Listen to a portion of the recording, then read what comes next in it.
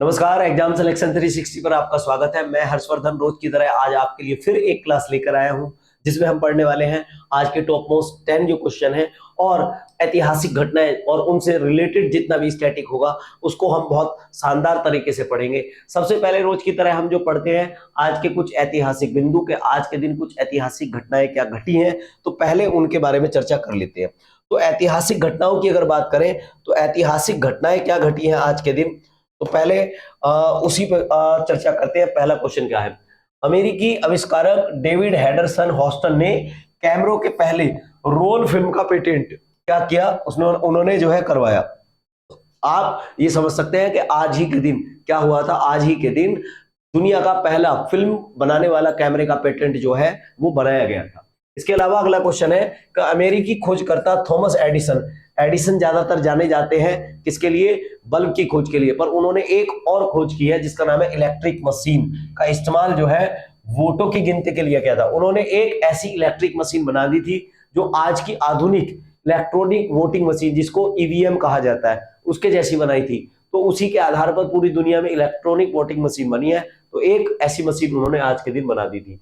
और एक महान हस्ती है अमिताभ बच्चन। अमिताभ बच्चन का आज ही के दिन जो है क्या हुआ था? इलाहाबाद में जन्म हुआ था। ठीक है, आज ही के दिन इलाहाबाद में क्या हुआ था? जन्म हुआ था। अगले क्वेश्चन पर आते हैं। अगला क्वेश्चन क्या है आपका कि आसियान इंडिया समिट 2024 की बैठक, आसियान इंडिया समिट 2024 की बैठक कहां पर आयोजित की जा रही है? कहां पर ये आयोजित की जा रही है, आपसे ये पूछा जा रहा है।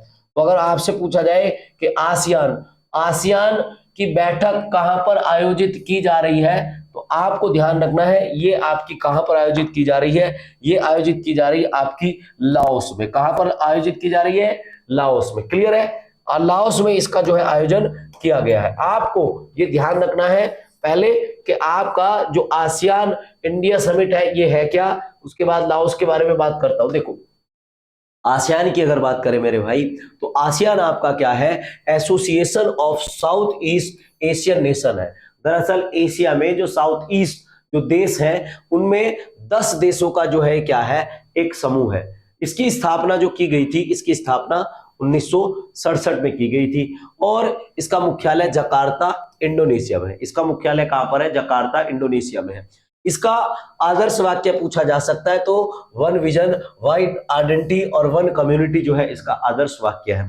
इसके अलावा मैं आपको कुछ और बता देता हूं कि जैसे आपसे पूछा जाए कि बांग्लादेश बांग्लादेश में किस चीज का हेडक्वार्टर है, अगर आपसे पूछा जाए कि बांग्लादेश में कौन सा हेडक्वार्टर है, तो आप बता सकते हैं कि सार्क का जो हेडक्वार्टर है, सार्क का हेडक्वार्टर कहां पर है? सार्क का हेडक्वार्टर आपका बांग्लादेश में है।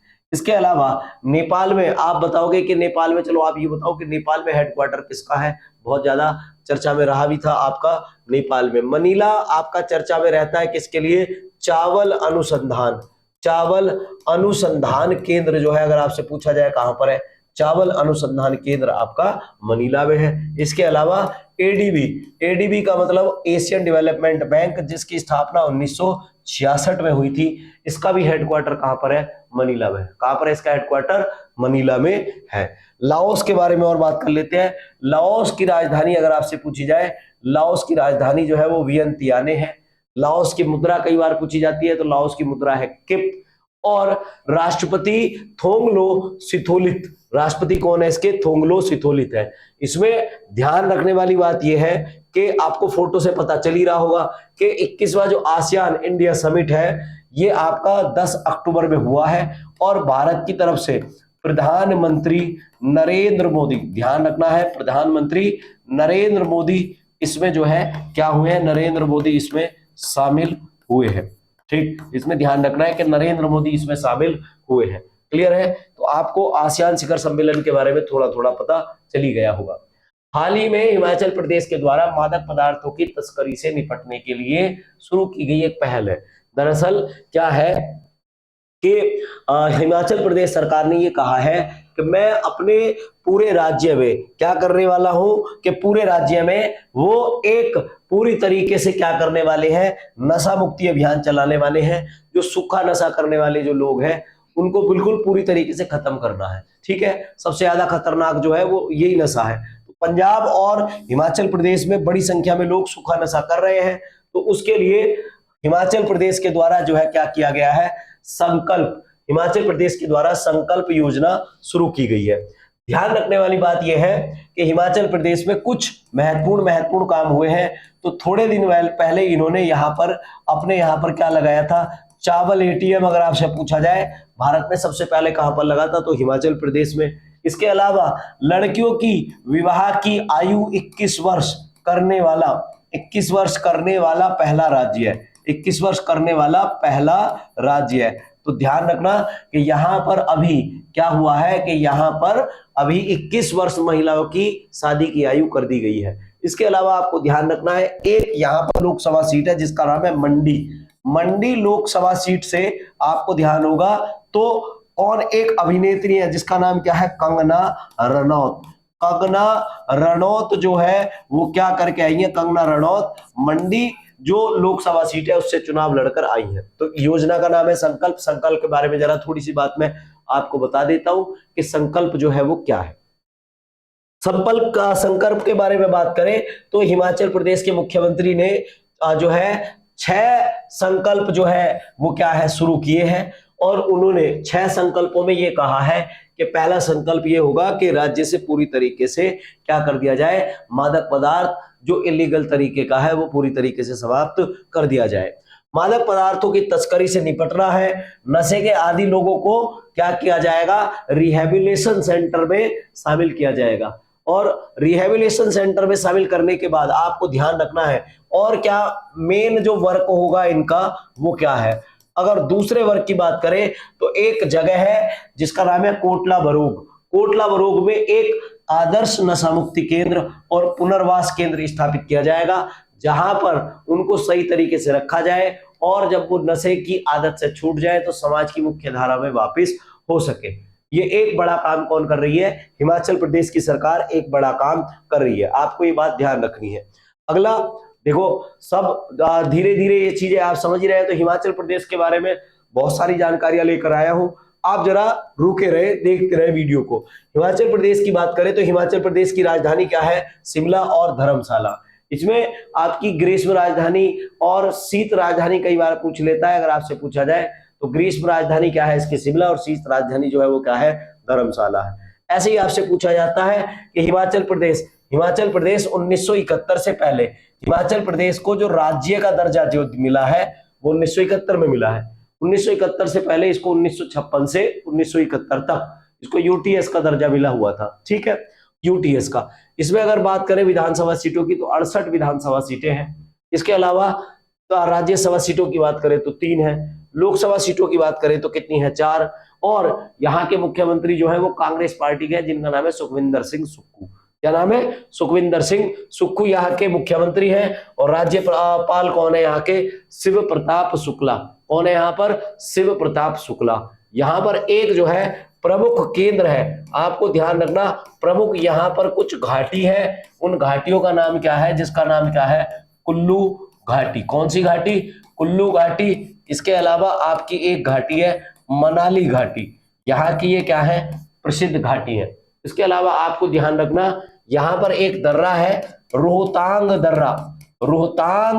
दर्रा। अगर आपसे पूछा जाए कहां पर है तो आप बताना कि रोहतांग दर्रा आपका हिमाचल प्रदेश में है। कहां पर है, हिमाचल प्रदेश में है। रोहतांग दर्रा वही वाला दर्रा है जहां से चेनाब जो है 2 धाराओं में जो है निकलती है, चंद्र और भागा धाराओं में, इसी के पास से निकलती है और बाद में जाकर जो है कहां पर, आपकी सिंधु नदी में जाकर मिल जाती है। अगले क्वेश्चन पर आते हैं। अगला क्वेश्चन क्या है, निम्नलिखित में से इसे 2024 का साहित्य का नोबेल पुरस्कार दिया गया है। देखो, मैंने आपको हर रोज क्लास में आपको एक बात बता रहा हूं कि 14 तारीख तक सभी नोबेल पुरस्कार दिए जाने हैं। लगातार रोज एक एक नोबेल पुरस्कार विजेता की घोषणा की जा रही है।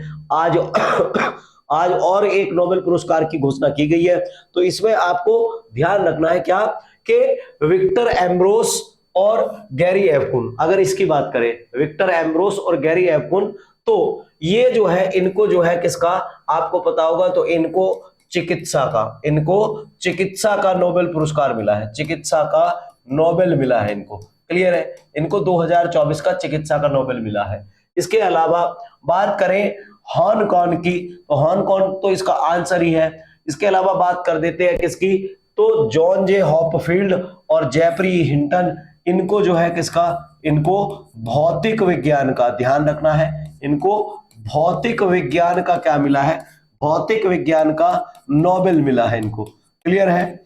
इसके अलावा आपको ध्यान होगा डेविड बेकर, डेमिस हसाबिस और जॉन जंपर, इनको जो है किसका, इनको रसायन विज्ञान का, इनको रसायन विज्ञान का क्या मिला है, रसायन विज्ञान का नोबेल पुरस्कार मिला है। हॉन कान की अगर बात करें तो हॉन कान को किसका, साहित्य का नोबेल पुरस्कार मिला है। किसका, साहित्य का नोबेल पुरस्कार अगर आपसे पूछा जाए किसको मिला है, तो साहित्य का नोबेल पुरस्कार आपका हॉन कान को मिला है। अगर आपसे पूछा जाए हॉन कान के बारे में तो आप बता सकते हैं कि हॉन कान जो है वो एक कोरियाई महिला है, दक्षिण कोरिया की एक प्रसिद्ध लेखिका है। इन्होंने अपनी कुछ कृतियां लिखी हैं जो पूरी दुनिया में फेमस हुई हैं।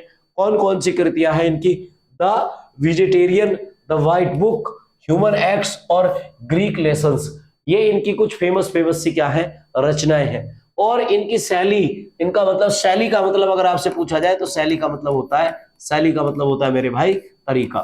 तो इनका जो तरीका है वो क्या है, गहन और काव्यात्मक तरीके से ये अपनी बात को लिखती हैं, जो गहरा प्रभाव जो है सामान्य व्यक्ति पर छोड़ता है। तो इसलिए जो है इन्होंने अपने देश के लिए बहुत बड़ा काम किया है। और साहित्य में इन्होंने जो है क्या किया है, नया आयाम, साहित्य में क्या किया है, नया आयाम जो है इन्होंने एक कोरिया में बनाया है। तो उसके लिए इनको जो है क्या दिया गया है, साहित्य का नोबेल पुरस्कार दिया गया है।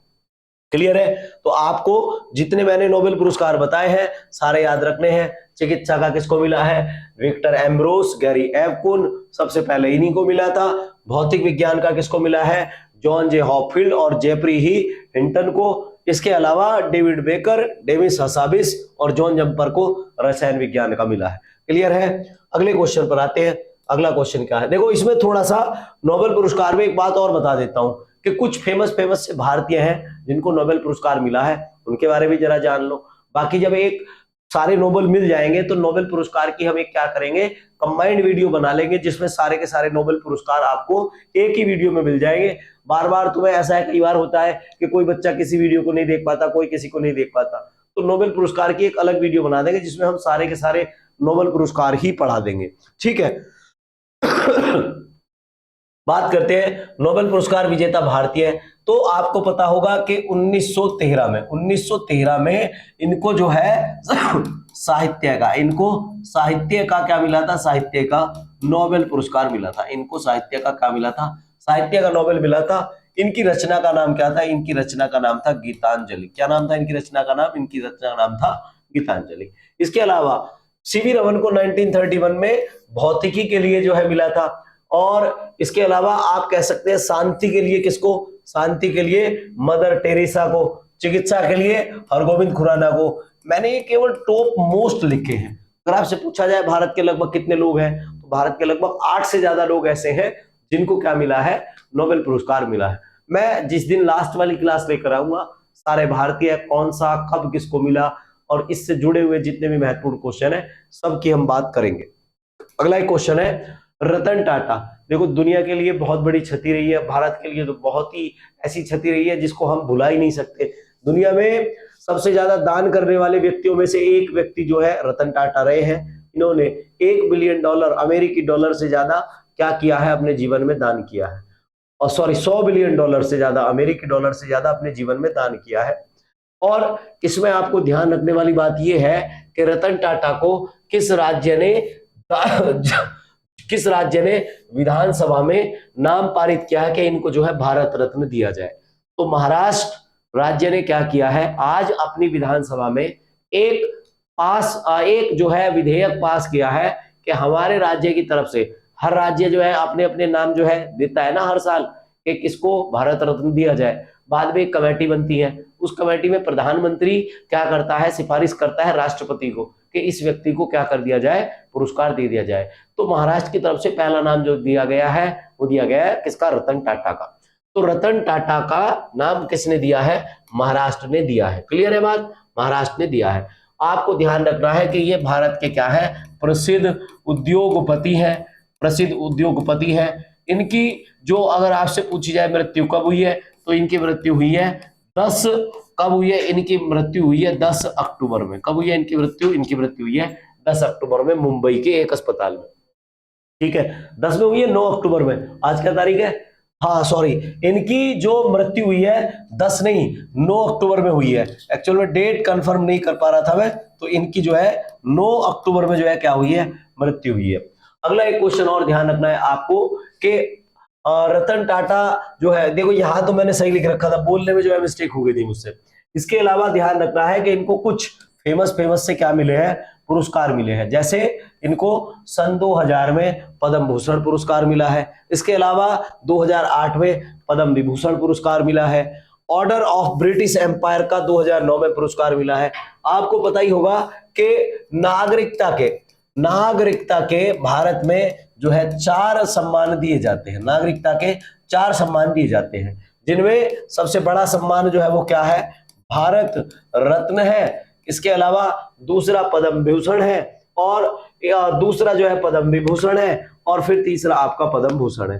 तो इनको 2 तो मिल चुके हैं, और पूरी संभावना जो एक पद्मश्री होता है, 4 होते हैं ना, तो एक आपको पूरी संभावना ये है कि इस साल अब की बार इनको भारत रत्न का पुरस्कार दिया जाएगा। ठीक है, इसके अलावा थोड़ी सी महाराष्ट्र के बारे में बात कर लेते हैं। महाराष्ट्र की अगर बात करें तो महाराष्ट्र राज्य का गठन आपका 1 मई 1960 में हुआ था। कब हुआ था? 1 मई 1960 में इसका गठन हुआ। राजधानी की बात करें तो इसकी क्या है, मुंबई है। उपराजधानी क्या है इसकी, नागपुर है। इसके अलावा मुख्यमंत्री आपको पता ही है कि बीजेपी पार्टी से यहां पर एकनाथ शिंदे, बीजेपी पार्टी और वहां की एक स्थानीय पार्टी है जिसको बाला साहब ठाकरे के द्वारा बनाया गया है। क्या नाम है उसका? चलो ये बताओ। आपसे अगर मैं पूछूं कि उसका चुनाव चिन्ह भी मैं आपको बता सकता हूं। चुनाव चिन्ह है तीर और धनुष। बाला साहब ठाकरे के लड़के को उसका चुनाव चिन्ह नहीं मिला था, और एकनाथ शिंदे को उसका चुनाव चिन्ह मिला था। बहुत विवाद रहे थे कि ओरिजिनल जो है पार्टी कौन सी है। आपको बताना है कि बीजेपी के साथ कौन सी पार्टी ने कोलैबोरेशन करके वहां पर सरकार बना रखी है। गवर्नर यहाँ के अगर पूछा जाए कौन है, सीपी राधाकृष्णन है। और लोकसभा सीटें यहाँ पर कितनी हैं? 48। और राज्यसभा सीटें यहाँ पर कितनी है अगर आपसे पूछी जाए तो 19 है। कितनी है राज्यसभा सीटें? 19 है। थोड़ी सी बात कर लेते हैं रतन टाटा के बारे में।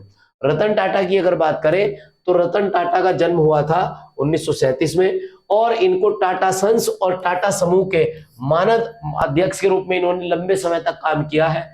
1991 से 2012 तक जो है ये इसके सीईओ रहे, और 2016-17 तक जो है इनको कुछ, इसको ज्यादा पढ़ते नहीं है आप, इसमें ज्यादा देखो तो असम वैभव पुरस्कार इनको जो मिला है वो 2021 में मिला है। और महाराष्ट्र भूषण पुरस्कार जो है वो कब मिला है? 2006 में। तो इनको बहुत सारे पुरस्कार मिले हैं। इसके अलावा जो है 38वें राष्ट्रीय खेलों का आयोजन किस राज्य में किया जाएगा? देखो ये वाला जो क्वेश्चन है आपको 2025 में पढ़ाएंगे लोग। हम आपको जो है ये वाला क्वेश्चन आपको पहले ही पढ़ा रहे हैं, क्योंकि अभी जो है ये चीजें कब इंप्लीमेंट होगी? 2025 फरवरी में जाके। पहले ही आपको जो है ये बताया जा रहा है कि अब राष्ट्रीय खेलों का आयोजन कब होगा। तो राष्ट्रीय खेलों का जो आयोजन है आईओसी के द्वारा इसका आयोजन किया जाता है। आईओसी का मतलब है Indian Olympic committee. Indian Olympic committee जो है इसका आयोजन करवाती है। इसके अलावा आपसे पूछा जाए कहां पर इसका आयोजन होगा, तो आंसर आ जाएगा सर कि इसको उत्तराखंड में क्या किया जाएगा? उत्तराखंड में इसका आयोजन किया जाएगा। पूरी बात बताता हूं मैं कि क्या होते हैं राष्ट्रीय खेल। राष्ट्रीय खेल में क्या होता है कि जैसे छोटे खेल होते हैं ना, खो खो, कबड्डी, जिन खेलों को ज्यादा प्रसिद्धि नहीं मिली हुई है, तो उन खेलों को प्रमोट करने के लिए भारत सरकार क्या करती है? राष्ट्रीय खेलों का आयोजन करवाती है। भारत में पहली बार राष्ट्रीय खेल 1924 में शुरू किए गए थे। बाद में क्या हुआ, जब देश का बंटवारा हुआ, बंटवारे के बाद भारत में क्या होता है कि इसको ध्यान रखना है कि 1940 में, कब? 1940 में क्या किया गया? 1940 में इनको शुरू किया गया। बाद में बंटवारे के समय 1940 में बता दिया कि इनको शुरू कर लेते हैं। और उसके बाद क्या होता है कि 2022 में आपको ध्यान रखना है, 2022 में जो ये खेल हुए हैं, 2022 में जो आपके राष्ट्रीय खेल हुए हैं वो कहां पर हुए हैं? आपके गुजरात में। इंडियन ओलंपिक कमेटी से कई बार पूछा जा सकता है, तो इस समय भारत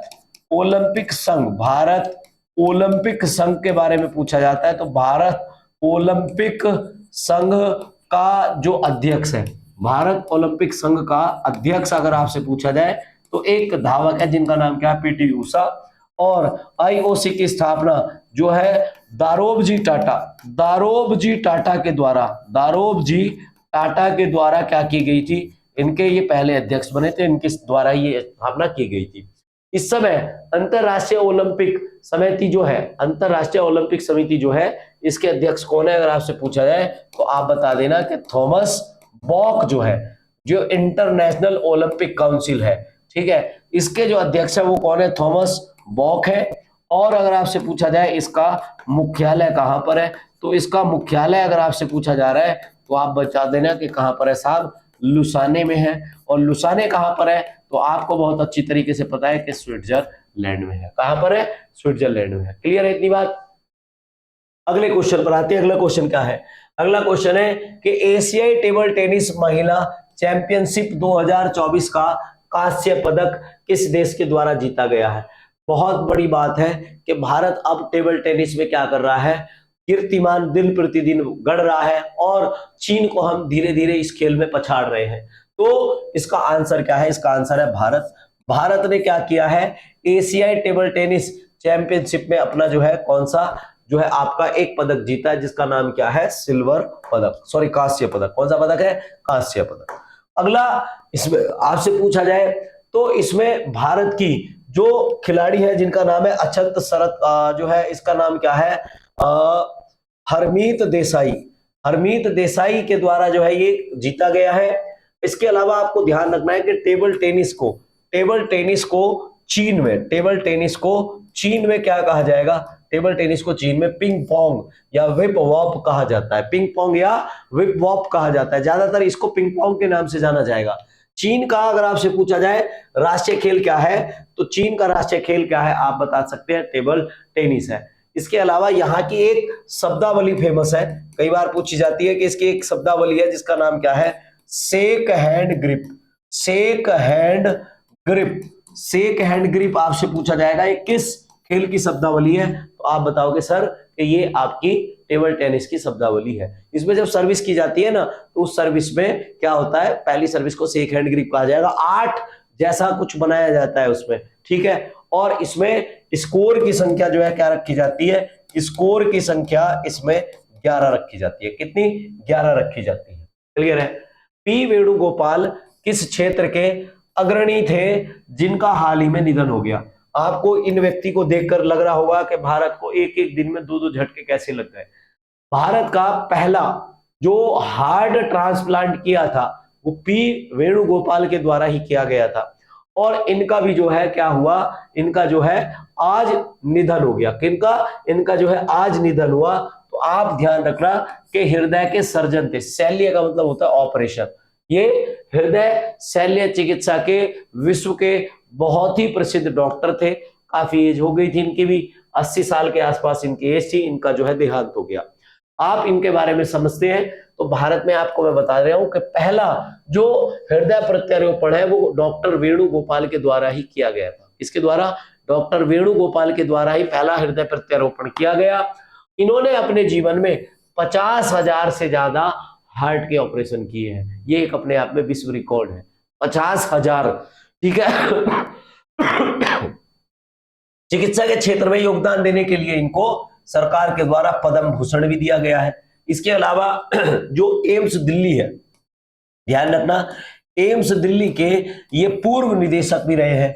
और आपको एक बात और ध्यान रखनी है कि इस समय एम्स दिल्ली के जो निदेशक है वो कौन है, एम्स दिल्ली के इस समय निदेशक डॉक्टर MS श्रीनिवास है। इसके अलावा आपको ध्यान रखना है कि विश्व हृदय दिवस कब मनाया जाएगा, मनाया जाता है तो अभी थोड़े दिन पहले, 10 दिन पहले जो है आपका दिवस बीता है जिसका नाम है विश्व हृदय दिवस। विश्व हृदय दिवस आपका 29 सितंबर को मनाया जाता है। कब, 29 सितंबर को विश्व हृदय दिवस मनाया जाता है। इसके अलावा निश्चय पोषण योजना का मुख्य उद्देश्य क्या है, पहले आपको ये समझना है कि जो आपकी निश्चय योजना है ये क्या है। निक्षय का मतलब, क्षय का मतलब एक रोग होता है जिसको कहा जाता है क्या, टीबी। इसको क्या कहा जाएगा, जिसको कहा जाता है टीबी कहा जाएगा, ट्यूबरकुलोसिस, ठीक है। राज्य क्षमा या तपेदिक, अलग अलग नामों से इसको जाना जाता है।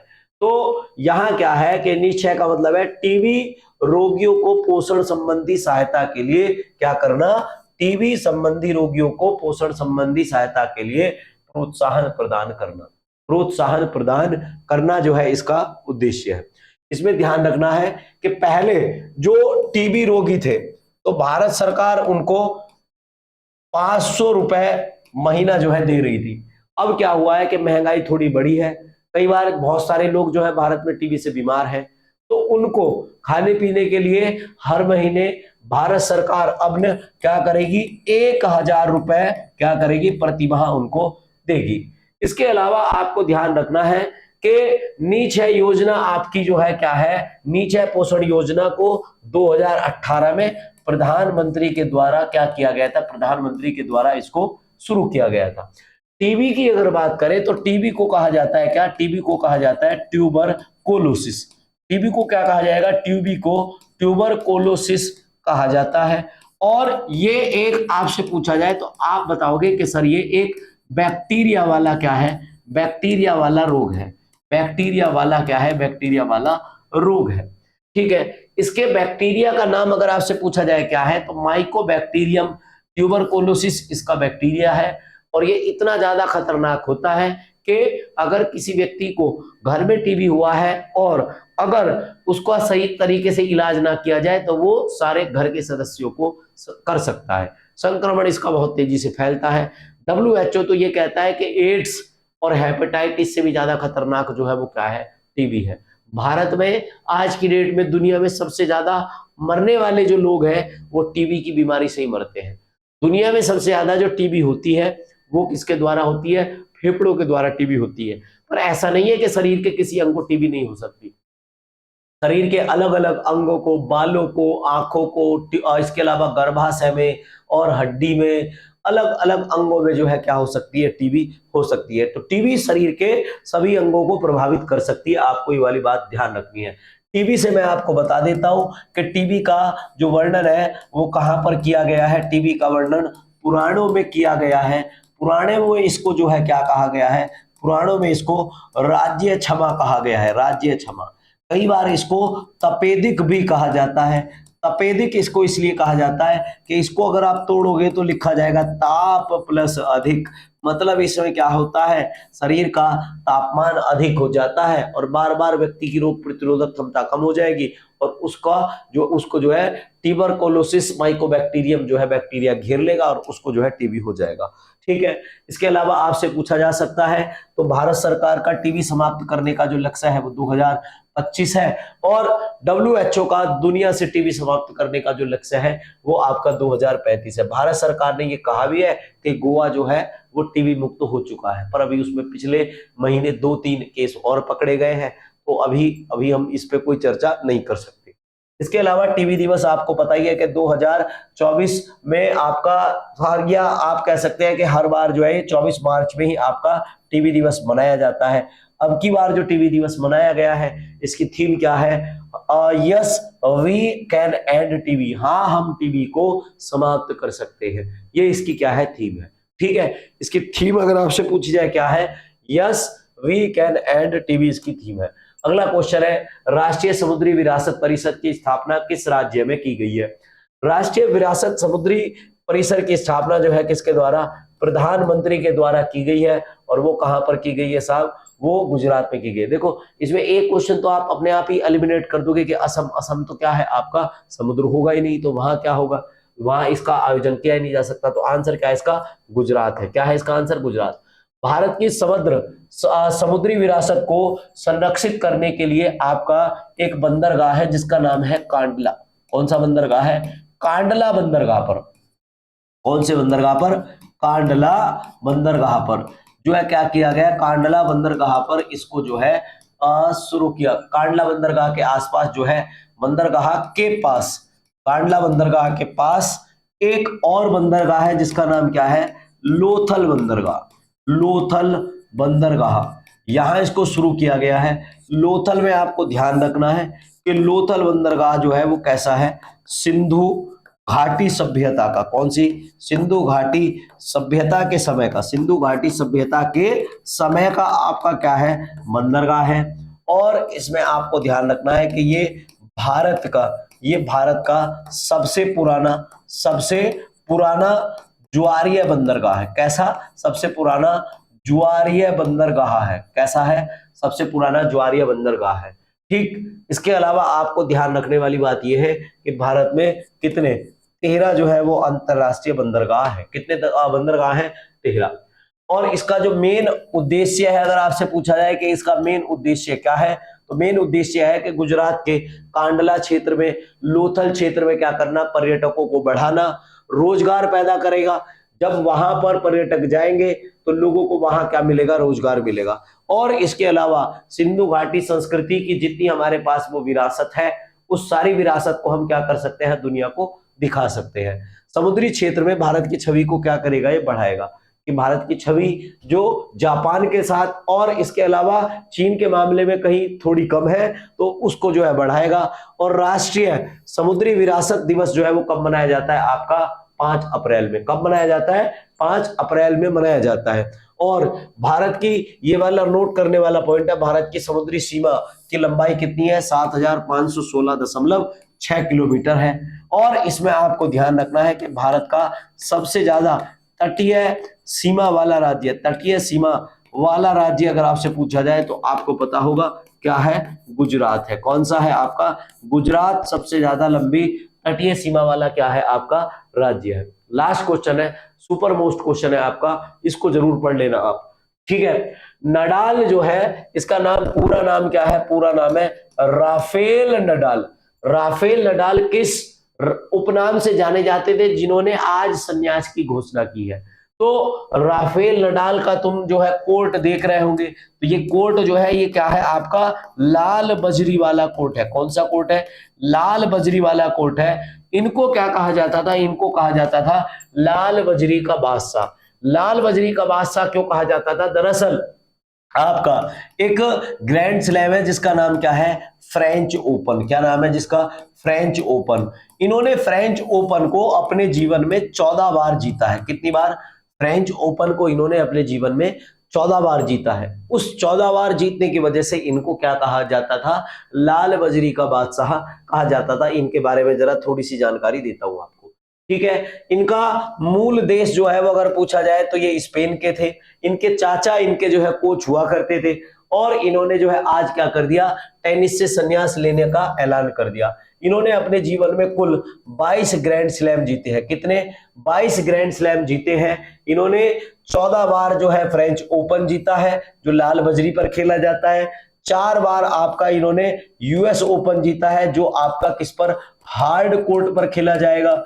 इसके अलावा 2 बार इन्होंने क्या जीता है? आपका विंबलडन है। ये आपका किस पर? घास के कोर्ट पर खेला जाता है। ये ध्यान रखना है, घास के कोर्ट पर खेला जाता है। और 2 बार ऑस्ट्रेलियन ओपन जीता है। ये आपका किस पर? ये भी आपका हार्ड कोर्ट पर खेला जाता है। इसके अलावा आपको ध्यान रखना है, तो प्रमुख जो है वो आपके 4 ही ग्रैंड स्लैम है। एक आपका विंबलडन है, एक आपका यूएस ओपन है, एक आपका ऑस्ट्रेलियन ओपन है, एक आपका फ्रेंच ओपन है। अगर आपसे पूछा जाए साल का पहला जो ग्रैंड स्लैम होता है, तो आप क्या कहोगे?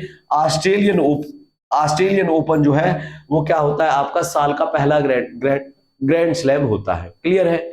इसके अलावा दुनिया का सबसे पुराना, जो आपसे पूछा जाए तो विंबलडन, आप बताना कि विंबलडन जो है, विंबलडन सबसे पुराना ग्रैंड स्लैम है। विंबलडन जो है वो क्या है? सबसे पुराना ग्रैंड स्लैम है। ठीक है। आज के लिए हम इतने ही क्वेश्चन पढ़ते हैं। रोज आपको मैं बता रहा हूं कि मैं 10 क्वेश्चन की वीडियो में मैं आपको कम से कम 100 से 150 क्वेश्चन बताता हूं। अगर आप डेली अपनी वीडियो को देखते रहोगे तो आपका स्टैटिक जीके बहुत ही ज्यादा मजबूत हो जाएगा। और एमटीएस रेलवे का एग्जाम अगर आप देने जाओगे तो आपको आसानी से सारे क्वेश्चन जो है मिलेंगे। रेगुलर आप एग्जाम सिलेक्शन 360 के साथ जुड़े रहिए। हम आपके साथ हर अपडेट, हर एक न्यूज को लेकर आएंगे जो आपके एग्जाम के संबंध में होगी। आज के लिए इतना ही, मिलते हैं कल। धन्यवाद।